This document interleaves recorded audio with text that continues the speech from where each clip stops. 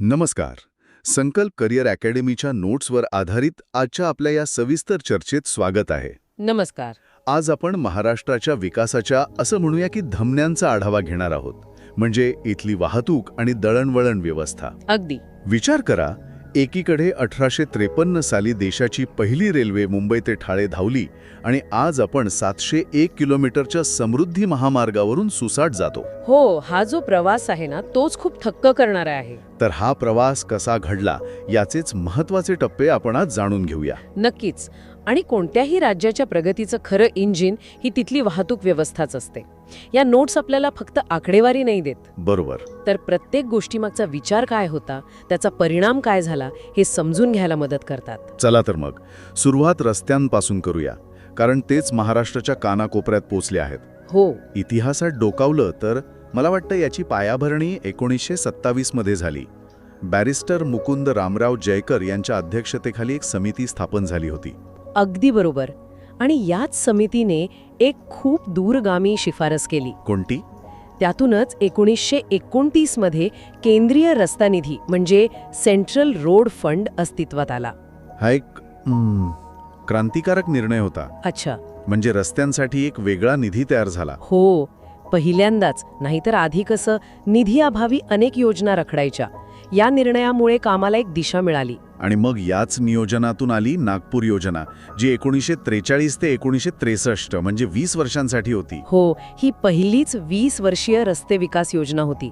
आणि इथेच रस्त्यांची ती प्रसिद्ध वर्गवारी केली गेली. राष्ट्रीय महामार्ग, राज्य महामार्ग, प्रमुख जिल्हा रस्ते, इतर जिल्हा रस्ते आणि ग्रामीण रस्ते असे 5 प्रकार. पण यातली सगळ्यात आश्चर्याची गोष्ट म्हणजे ही योजना वेळेच्या 2 वर्षाआधीच पूर्ण झाली, म्हणजे 1961 मध्येच. खरंय. त्या काळात हे कसं शक्य झालं असेल हा प्रश्न पडतोच. हो ना. आज तर प्रकल्प वेळेवर पूर्ण होणंच एक मोठं आव्हान असतं. मला वाटतं यामागे स्वातंत्र्यानंतरची एक प्रकारची उमेद होती. देशाला जोडायचा आहे हा विचार खूप प्रबळ होता. आणि तेव्हा आजच्यासारखी वाहतुकीची घनता नव्हती, भूसंपादनाच्या अडचणीही कमी होत्या. त्यामुळे कामाला एक वेगळी गती मिळाली. यानंतर मग मुंबई योजना आणि लखनौ योजना आल्या. हो, मुंबई योजना 61 ते 81 आणि लखनौ योजना 81 ते 2001. लखनौ योजनेचं उद्दिष्ट तर खूपच महत्वाकांक्षी वाटतं. म्हणजे सुपीक प्रदेशातलं कोणतंही गाव मुख्य रस्त्यापासून 3 किलोमीटरपेक्षा जास्त दूर नसावं. विचार करा, यामागे किती स्पष्ट विचार होता. म्हणजे शेतमालाला थेट बाजारपेठ मिळवून देण्याचा. आता आपण राष्ट्रीय महामार्गांकडे वळूया. देशाच्या रक्तवाहिन्याच आहेत या. हो, आणि यांची जबाबदारी आहे NHAI वर, national highways authority of India. ही एक केंद्रीय संस्था आहे. बरोबर. अगदी. देशभरातल्या राष्ट्रीय महामार्गांचं जाळं बांधणं आणि ते सांभाळणं हे प्रचंड मोठं काम ते करतात. आणि याबाबत महाराष्ट्राने तर मोठी आघाडी घेतली आहे. नोट्समधल्या जुन्या आकडेवारीनुसार राज्यात साधारण 12,275 किलोमीटरांचे राष्ट्रीय महामार्ग होते. पण आताची म्हणजे 2024ची ताजी आकडेवारी पाहिली ना तर हा आकडा 18,459 किलोमीटरवर पोहोचलाय. अरे वा. म्हणजे देशात सर्वाधिक. हो, देशात सर्वाधिक. याचा अर्थ काय होतो तर नागपूरची संत्री असोत किंवा नाशिकचा कांदा, तो कमी वेळेत आणि कमी खर्चात थेट मुंबईच्या बंदरांपर्यंत किंवा देशातल्या इतर बाजारपेठांपर्यंत पोहोचू शकतो. अगदी बरोबर. हे जाळं थेट शेतकऱ्यांना, उद्योजकांना मोठ्या बाजारपेठीशी जोडतं. राज्याच्या अर्थव्यवस्थेला खरी गती यामुळेच मिळते. आता या महामार्गांच्या क्रमांकांमध्ये जो बदल झाला आहे तो सुरुवातीला थोडा गोंधळात टाकू शकतो. हो, तो समजून घेणं परीक्षेच्या दृष्टीने महत्त्वाचं आहे. आपण काही महत्त्वाचे बदल पाहूया. उदाहरणार्थ मुंबईला दिल्ली आणि चेन्नईशी जोडणारे जुने NH8 आणि NH4. हो, हे दोन्ही अत्यंत महत्त्वाचे महामार्ग. ते आता एकाच नावाने ओळखले जातात, NH48. बरोबर. आणि हे फक्त सोयीसाठी केलेले एकत्रीकरण नाहीये. यामागे वन नेशन वन हायवे सारखी एक संकल्पना आहे. अच्छा. यामुळे संपूर्ण मार्गावर एकसारखे नियम, चिन्ह आणि सुविधा लागू करणं सोपं जातं. थोडक्यात हा एक महाकाय आर्थिक कॉरिडॉर म्हणून विकसित केला जातोय. आणि कोकणची जीवनरेखा, आपण सगळे ज्याला NH17 म्हणायचो, पनवेल ते मँगलोर, तो आता NH66 झाला आहे. तसंच धुळे सोलापूर मार्ग आता NH52चा भाग झाला आहे. हो, जो एका टोकाला पंजाबला तर दुसऱ्या टोकाला कर्नाटकला जोडतो. यातून एक गोष्ट स्पष्ट होते की आता एकट्या शहरांना नाही तर संपूर्ण आर्थिक क्षेत्रांना जोडण्यावर भर आहे. यालाच कॉरिडॉर अप्रोच म्हणतात, बरोबर? अगदी. राष्ट्रीय महामार्गांच्या पलीकडे राज्य महामार्ग आणि जिल्हा रस्त्यांचं जाळंही खूप विस्तारलं आहे. आणि एक दिलासादायक बाब म्हणजे 2018 पर्यंत राज्यातली 99% खेडी बारमाही रस्त्यांनी जोडली गेली आहेत. ही खूप मोठी गोष्ट आहे. याचा थेट परिणाम ग्रामीण विकासावर होतो. कसा? म्हणजे गावातल्या मुलांना शाळेत जाणं सोपं होतं, आजारी माणसाला वेळेवर दवाखान्यात पोचवता येतं, शेतकऱ्याला त्याचा माल खराब होण्याआधी बाजारात नेता येतो. खरंय, विकासाची गंगा खऱ्या अर्थाने गावात पोहोचते ती पक्क्या रस्त्यांमुळेच. हो ना. आणि वेगाच्या बाबतीत बोलायचं झालं तर द्रुतगती मार्गांचा उल्लेख करावाच लागेल. 2002 मध्ये सुरू झालेला मुंबई पुणे एक्सप्रेसवे, यशवंतराव चव्हाण द्रुतगती मार्ग, देशातला पहिलाच होता तो. त्याने तर या दोन शहरांमधल्या प्रवासाची व्याख्याच बदलून टाकली. आणि आता तोच वारसा पुढे नेतोय हिंदू हृदय सम्राट बाळासाहेब ठाकरे समृद्धी महामार्ग. नागपूर ते मुंबई 701 किलोमीटर. हा फक्त एक रस्ता नाही, हा एक आर्थिक कॉरिडॉर आहे.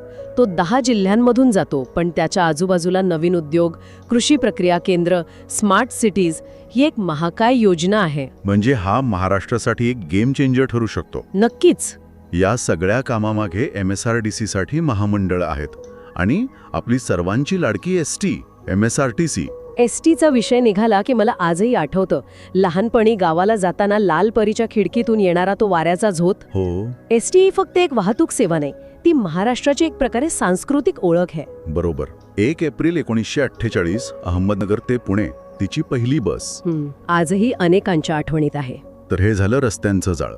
पण महाराष्ट्राच्या विकासाची खरी नाडी तर रेल्वेच्या रुळांवरून धावते. आणि त्याची सुरुवात तर आपल्या मुंबईतच झाली होती, नाही का? हो. 16 एप्रिल 1853 तो एक ऐतिहासिक क्षण होता. सिंध साहेब आणि सुलतान नावाची 3 इंजिनं. खरंच, तेव्हापासून आजपर्यंत महाराष्ट्रात रेल्वेचं जाळं 6242 किलोमीटरपर्यंत विस्तारलंय. हो. यात एक तांत्रिक बाब येते, ती म्हणजे रेल्वे गेजची. ब्रॉड गेज, मीटर गेज आणि नॅरो गेज. यातलं ब्रॉड गेज सर्वात जास्त का आहे? सोप्या भाषेत सांगते, गेज म्हणजे 2 रुळांमधलं अंतर, ब्रॉड गेज म्हणजे सर्वात रुंद. अच्छा. जसा रुंद रस्त्यावर गाडी वेगाने आणि स्थिर चालते, तसंच ब्रॉड गेजवर ट्रेन जास्त वेगाने आणि अधिक प्रवासी किंवा माल घेऊन जाऊ शकते. म्हणून आता जवळपास 93% मार्ग ब्रॉड गेज आहेत. हो. आणि सरकार बाकीचे मार्गही त्यातच रूपांतरित करत आहे. हे मानकीकरण आणि वेगवान वाहतुकीसाठी गरजेचं आहे. भारतीय रेल्वे एकूण 18 विभागांमध्ये विभागलेली आहे आणि त्यातल्या 2 प्रमुख विभागांची मुख्यालयं मुंबईत आहेत. मध्य रेल्वे CSMT आणि पश्चिम रेल्वे चर्चगेट. हे मुंबईचं महत्त्व अधोरेखित करतं. बरोबर. पण रेल्वेच्या बाबतीतला महाराष्ट्राचा मुकुटमणी म्हणजे कोकण रेल्वे. अरे वा. तो केवळ एक रेल्वे मार्ग नाही, तो अभियांत्रिकीचा एक अद्भुत नमुना आहे. सह्याद्रीच्या कडकपारीतून शेकडो पूल आणि बोगदे पार करत जाणारा मार्ग. म्हणजे मानवी इच्छाशक्तीचा तो एक विजय आहे. यातली काही वैशिष्ट्ये तर अविश्वसनीय आहेत. रत्नागिरीतला पाणवळ नदीवरचा पूल 65 मीटर उंच. हो. आणि रत्नागिरीतलाच करबुडे बोगदा 6.5 किलोमीटर लांबीचा. विचार करा, त्या काळात हे करणं किती आव्हानात्मक असेल. आणि याची रचनाही खास आहे ना? हो. हा एक असा प्रकल्प आहे ज्यात केंद्र सरकारसोबत महाराष्ट्र, गोवा, कर्नाटक आणि केरळ या राज्यांनीही गुंतवणूक केली आहे. कारण फायदा सगळ्यांनाच होणार होता. अगदी. हे संघराज्यात्मक सहकार्याचे एक उत्तम उदाहरण आहे. आता शहरी वाहतुकीबद्दल बोलायचं तर मुंबई, पुणे, नागपूरमध्ये मेट्रोचं जाळं वेगाने पसरतंय. हो. आणि काळाची गरज आहे. मुंबईतल्या गर्दीवरचा एक प्रभावी उपाय म्हणून मेट्रोकडे पाहिलं जातं. नक्कीच. लाखो लोकांचा रोजचा प्रवास सोपा आणि वेगवान झाला आहे. आणि रस्त्यावरची गर्दी कमी होऊन प्रदूषण नियंत्रणात आणायलाही मदत होते. रस्ते आणि रेल्वेनंतर महाराष्ट्राच्या विकासात मोठा वाटा आहे. तो 720 किलोमीटर लांबीच्या समुद्रकिनाऱ्याचा. आपल्याकडे मुंबई आणि न्हावा शेवा ही 2 प्रमुख बंदरं आहेत. हो. न्हावा शेवा म्हणजे JNPT. ते तर देशाचं कंटेनर वाहतुकीचं प्रवेशद्वारच आहे. सर्वाधिक कंटेनर तिथून हाताळले जातात. पण आता याहीपेक्षा एक मोठी गोष्ट घडते आहे. तुम्ही पालघर जिल्ह्यातल्या वाढवण बंदराबद्दल बोलत आहात का? अगदी बरोबर.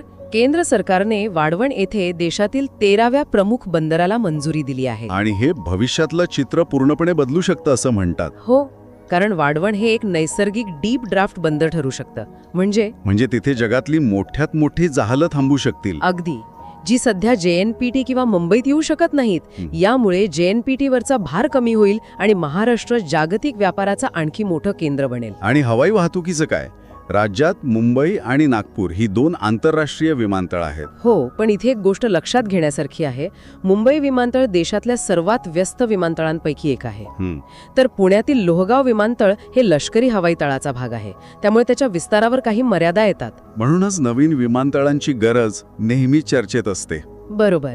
आणि एक रंगेत माहिती म्हणजे देशातलं 100वं विमानतळ सिक्कीममधल्या पाक्योंग येथे सुरू झालं आहे. तर या सगळ्या माहितीचा सार काढायचा झाला तर असं दिसतं की महाराष्ट्राची वाहतूक व्यवस्था ही बहुआयामी आणि सतत विकसित होणारी आहे. हो, जुन्या रस्ते योजनांपासून ते समृद्धी महामार्गापर्यंत आणि पहिल्या रेल्वेपासून ते मेट्रो आणि आता वाढवणसारख्या भविष्यातील महाकाय बंदरांपर्यंत. हे जाळं राज्याच्या प्रत्येक भागाला जोडण्याचा आणि विकासाच्या प्रवाहात आणण्याचा प्रयत्न करत आहेत. बरोबर.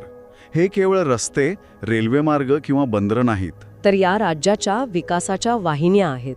हे जाळं समजून घेणं म्हणजे राज्याच्या आर्थिक भूगोलाची, इथल्या लोकांच्या आकांक्षांची नाडी ओळखण्यासारखं आहे. खरंय. प्रत्येक नवीन रस्ता केवळ अंतर कमी करत नाही, तर संधींची नवी दारं उघडतो. अगदी. आपण पाहिलं की पायाभूत सुविधा कशा विस्तारात आहेत, पण जाता जाता एक विचार मनात येतो. कोणता?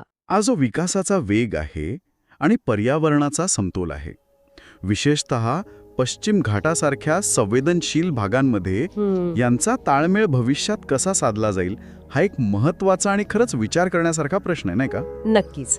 विकास हवा, पण तो शाश्वत असायला हवा. हा समतोल साधणंच पुढच्या काळातील सर्वात मोठं आव्हान असेल.